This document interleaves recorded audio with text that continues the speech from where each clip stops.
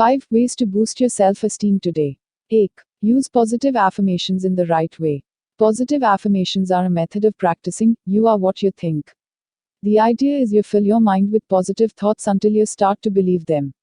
It's a popular way of going about building your self-esteem because it's simple, but Winch says there's one major problem. Positive affirmations tend to make people with low self-worth feel even worse, because anything that's said as an affirmation, such as I am beautiful or I will be successful, can often be too contrary to our own existing beliefs, such as feeling ugly or lazy. Winch suggests changing I'm going to be successful to something more manageable like I will persevere until I succeed. Though, identify what you're good at. Winch says self-esteem grows when we demonstrate real ability and achievements in the areas of our lives that matter to us. Maybe you're good at running, sign up to some local races and train for them.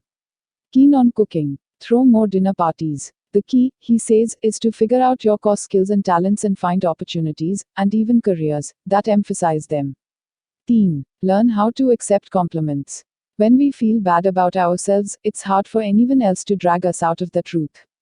Winch says we tend to be more resistant to compliments at these times, even though this is when we need them the most.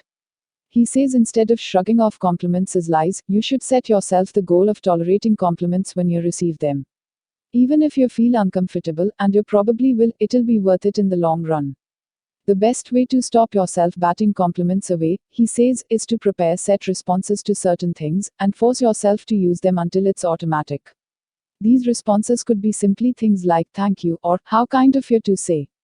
The impulse to laugh off compliments will eventually fade, which will be a sign it's working and you're starting to believe the nice things people say about you. 4. Don't criticize yourself. Don't kick yourself when you're already down. Unfortunately, Winch says this is what we're likely to do.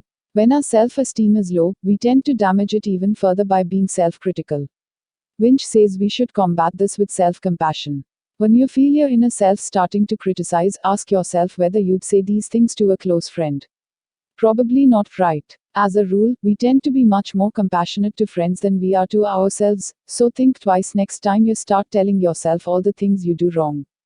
Winch says doing this will help avoid damaging your self-esteem further, allowing your time to focus on building yourself up instead. 5. Remind yourself of your real worth. If your confidence sustains a blow, Winch says this is the best way to revive it. If you get rejected by someone you've been dating, make a list of qualities you have that make you a great partner, such as being loyal or emotionally available.